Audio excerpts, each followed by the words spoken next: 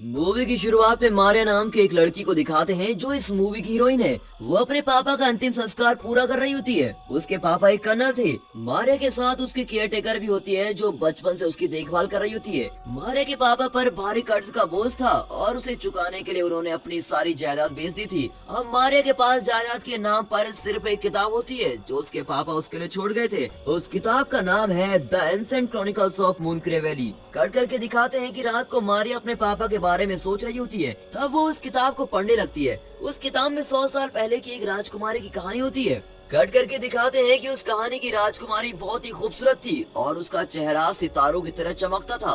उसका मन बहते पानी की तरह साफ था। इतना ही नहीं, वो बहुत ही हिम्मत वाली थी। इंसान ही नहीं, पशु पक्षी भी उससे बहुत ही प्रेम करते थे। और इतनी प्यारी लड़की को एक दिन चांद मिलने आता है और अपने कुछ मोती उसे दे देता है। वो डिनोयर वंश की प्रिंसेस थी, लेकिन उस दिन के बाद सब उसे मून प्रिंसेस कहकर पुकारने लगते थे। कट करके दिखाते हैं कि कहानी की प्रिंसेस को एक लड़के से प्यार हो जाता है और उन दोनों की शादी होने वाली होती है। प्रिंसेस के पिता उस शादी पर एक काला शेर तोहफे में देते हैं और उसका मंगेतर भी उसे एक व्हाइट यूनिकॉर्न गिफ्ट करता है। ये सब देखकर प्रिंसेस बहुत ही खुश होती है और वहाँ सबके सामने चांद की दी हुई मोतियों की माला निकालती है और उसे दिखाकर कहती है कि इन मोतियों की मदद से मैं पता लगा सकती हूँ कि कौन क्या सोच रहा है। इतना ही नहीं, इसे हाथ में रखकर आप जो भी दिल में सोचोगे, अच्छा या बुरा, वही होगा। इस तरह वो मोतियों के बारे में एक्सप्लेन करती है। कट करके दिखाते हैं कि मारिया वो कहानी अधूरी छोड़कर किताब बंद कर देती है। अब दिखाते हैं कि मारिया और उसकी केयर टेकर उसके पापा के पैलेस को छोड़कर मारिया के अंकल के पास जाने का फैसला करते हैं जो कि मूनक्रे नाम की वैली में रहता है। वे अपना सामान बांधकर मूनक्रे के लिए निकलते हैं। रास्ते में कुछ डाकू ने रोकते हैं और मारिया को किडनैप करने की कोशिश करते हैं। उनसे बहुत मुश्किल से बचकर वे दोनों एक सेफ जगह पहुंच जाते हैं। फिर वे मूनक्रे पहुंच जाते हैं। कुछ ही दूर एक बहुत बड़ा पैलेस होता है और यही है मारिया के अंकल बेंजामिन का पैलेस। मारिया और केयर टेकर गाड़ी से उतरती हैं और तभी बेंजामिन वहाँ आता है। मारिया पहली बार अपने अंकल से मिल रही होती है। केयर टेकर उसे रास्ते में हुई घटना के बारे में बताती है, पर बेंजामिन उनकी बात पर ध्यान नहीं देता और दोनों को पैलेस के अंदर आने को कहता है। कट करके दिखाते हैं कि वहाँ एक बहुत ही बड़ा काला कुत्ता होता है और बहुत ही डरावना दिखता है। बेंजामिन कहता है ये बहुत ही ताकतवर है और एक ही मिनट में एक आदमी को खत्म कर सकता है। इस तरह कुत्ते का इंट्रोडक्शन करने के बाद वो केयर टेकर को उसका कमरा दिखाता है। फिर वो मारिया को दूसरा कमरा दिखाता है। मारिया को उसका अंकल अच्छा नहीं लगता, पर जब वो कमरे के अंदर जाती है तो देखती है उसका कमरा शानदार पेंटिंग से भरा होता है। इतना ही नहीं, कमरे की सीलिंग बिल्कुल रात के आसमान की तरह होती है और तारों से सजी भी होती है।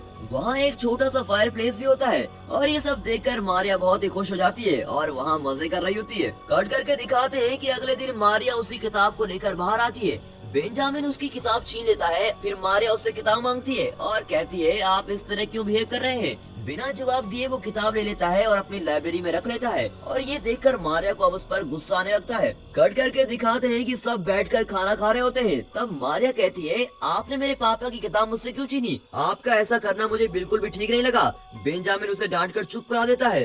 दोनों के बीच आर्गुमेंट को देखकर केयर टेकर किसी तरह उनमें सुलह करवाने की कोशिश करती है, पर बेंजामिन उससे भी बोलने नहीं देता और कहता है खाते वक्त बात करना मुझे बिल्कुल भी पसंद नहीं है, इसलिए आप भी बोलना बंद कीजिए और चुपचाप खाना खाइए। और मारिया, तुम्हारे पिता एक डरपोक आदमी था, दुनिया भर से कर्ज लिया और तुम्हें भी कर्ज में डुबोकर वो चल बसा। अपने पिता के बारे में बुरा सुनकर वो चिल्लाती है कि मेरे पिता ऐसे नहीं थे, समझे आप? उनके बारे में इस तरह आपको बोलने का कोई हक नहीं है। इस तरह उन दोनों में फिर से आर्गुमेंट होने लगती है। कट करके दिखाते हैं कि कुछ समय बाद सब कुछ जरा नॉर्मल होने लगता है और तभी बेंजामिन मारिया और केयर टेकर को अपना पैलेस दिखाता है। तब वो कहता है रास्ते में तुम्हें जिन लोगों ने अटैक किया था वे डिनोयर वंश के लोग हैं, यानी वे हमारे दुश्मन देश को बिलोंग करते हैं।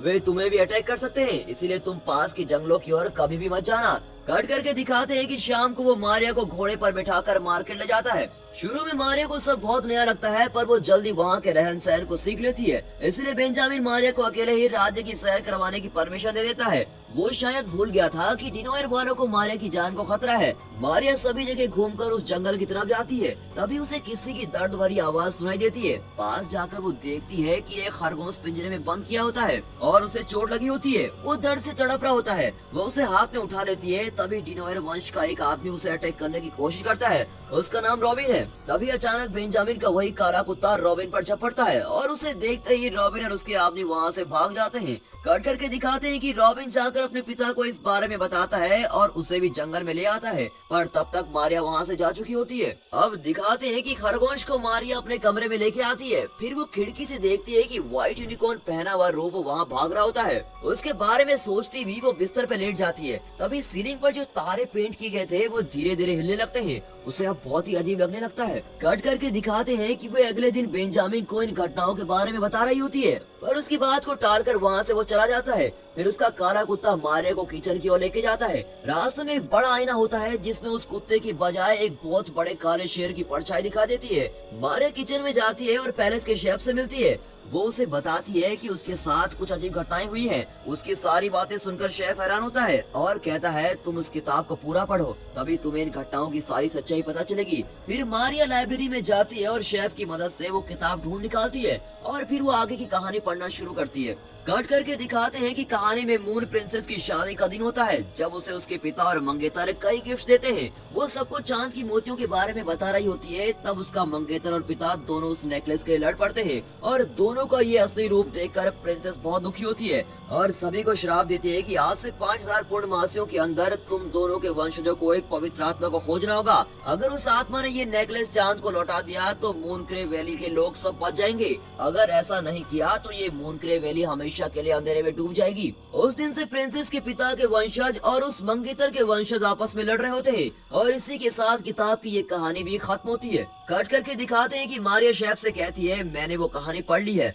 शेफ कहता है कि एक पवित्र आत्मा ही इस शाप से मूनक्रे को बचा सकती है। तुम्हें कई अजीब चीजें दिखाई पड़ रही हैं। मुझे तो लगता है कि तुम ही अगली मून प्रिंसेस हो और तुम्हें ही वो मोतियों वाला नेकलेस ढूंढना है और उसे चांद को लौटाना है। तुम ही वो पवित्र आत्मा हो जो इन दोनों वंशजों की लड़ाई को रोक सकती हो और मूनक्रे को उस प्रिंसेस के शाप से बचा सकती हो। कट करके दिखाते हैं कि मारिया अपने कमरे में शेफ की बातों के बारे में सोच रही होती है। फिर वो किताब की कहानी में दिए गए समय को लेकर कैलकुलेट करती है कि अगली पूर्णमासी ही आखिरी पूर्णमासी है। उससे पहले उसे वो नेकलेस ढूंढना होगा वरना मूनक्रे वैली का विनाश हो जाएगा।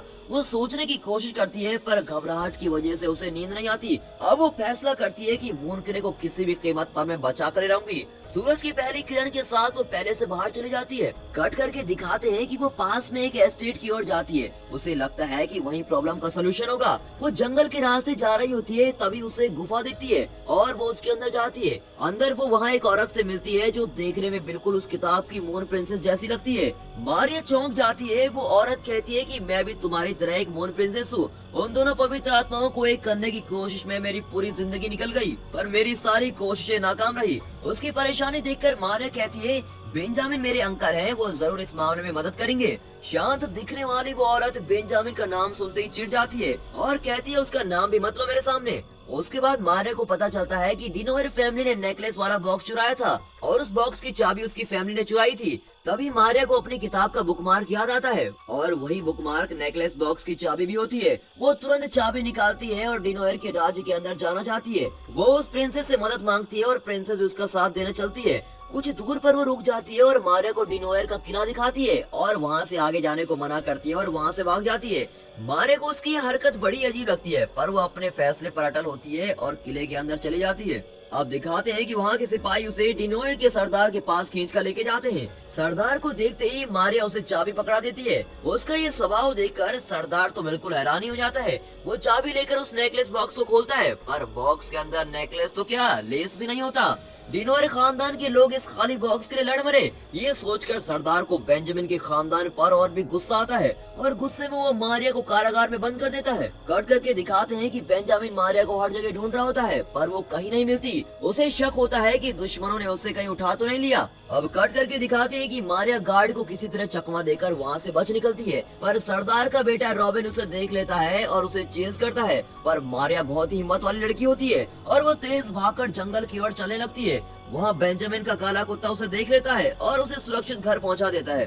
कट करके दिखाते हैं कि मारिया को देखते ही बेंजामिन चिल्लाने लगता है, आज से तुम इस पैलेस के बाहर कदम भी नहीं रखोगी, समझी? अगर बाहर जाने की कोशिश की तो मैं तुम्हारे हाथ पैर तोड़ दूंगा। उसकी डांट सुनकर मारिया घबरा जाती है और चुपचाप अंदर चली जाती है। कुछ देर बाद बेंजामिन को अपनी गलती का एहसास हो जाता है और वो सच्चे दिल से मारिया से माफी भी मांगने लगता है। कट करके दिखाते हैं कि अगली सुबह वो गुफा वाली मून प्रिंसेस मारिया के कमरे में होती है। मारिया चौंक जाती है और गुस्से में उससे पूछती है, आप मुझे उस किले के पास अकेला छोड़कर क्यों भाग गई थी? पर वो जवाब नहीं देती और मारिया को मून प्रिंसेस का ड्रेस देती है। फिर वो किसी तरह मारिया को मना लेती है। उस वक्त बेंजामिन पैलेस में नहीं होता, प्रिंसेस पियानो बजा रही होती है और उसी वक्त वहाँ के आईने में उसके जीवन की सारी घटनाएं विजुअल में दिखने लगती है। मारिया भी विजुअल देख रही होती है। उसे पता चलता है कि ये प्रिंसेस बेंजामिन की प्रेमिका है। अब दिखाते हैं कि दोनों के एंगेजमेंट के बाद बेंजामिन को पता चलता है कि ये मून प्रिंसेस डिनोयर खानदान की लड़की है और इतना ही नहीं, वो डिनोयर के सरदार की बेटी है। ये जानने के बाद वो प्रिंसेस से शादी नहीं करना चाहता और उसे अपने पैलेस से निकाल देता है। इसीलिए प्रिंसेस दोनों खानदानों से दूर जाकर एक जंगल में गुफा में रहने लगती है।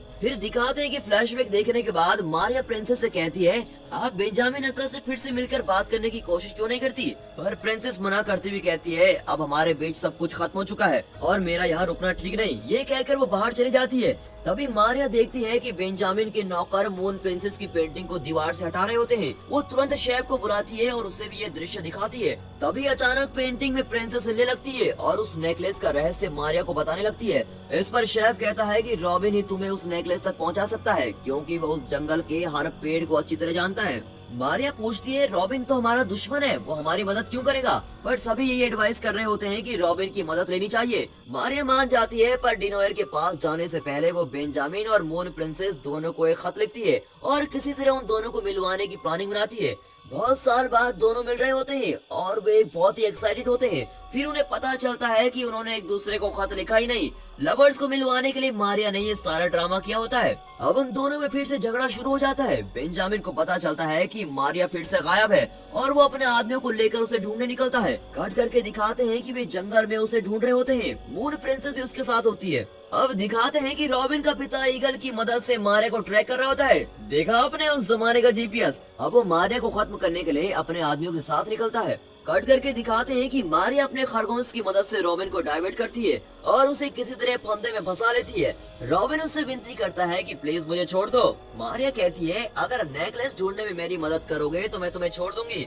रॉबिन अब मान जाता है। अब दिखाते हैं कि बेंजामिन और मून प्रिंसेस जंगल में भी अपना झगड़ा कंटिन्यू कर रहे होते हैं। कट करके दिखाते हैं कि मारिया और रॉबिन उस नेकलेस को ढूंढने लगते हैं। तभी डिनोइड्स का एक आदमी रॉबिन को किसी तरह मारिया से अलग कर देता है। अब मारिया अकेली उस नेकलेस को ढूंढने लगती है। तभी मून प्रिंसेस का व्हाइट यूनिकॉर्न मारिया को उस पेड़ तक ले जाता है जहां वो नेकलेस रखा होता है और एन वक्त पर डिनोइड सरदार भी वहां पहुंच जाता है और मारिया को पकड़ने ही वाला होता है। तभी बेंजामिन का कुत्ता उसे अटैक करने की कोशिश करता है, पर इतने में सरदार उस कुत्ते को मार गिराता है। रॉबिन को मारिया की आवाज सुनाई देती है और वो तुरंत वहां पहुंचकर मारिया को अपने पिता से बचाता है। फिर वो मारिया को लेकर दूसरी ओर भागता है और सब उन्हें चेस कर रहे होते हैं। उनसे बचने के लिए भी दोनों एक बड़े पेड़ के अंदर चले जाते हैं जहां एक गुफा होती है और गुफा के अंदर मारिया की नजर उस नेकलेस पर पड़ती है। इतने में डिनोयर के आदमी भी वहां पहुंच जाते हैं। अब मारिया और रॉबिन व्हाइट यूनिकॉर्न के पीछे भागते हुए एक सीक्रेट टनल से बाहर निकलते हैं। वहाँ एक समुद्र होता है। अब वहाँ डिनोयर खानदान के सरदार बेंजामिन और दोनों के आदमी जमा होते हैं।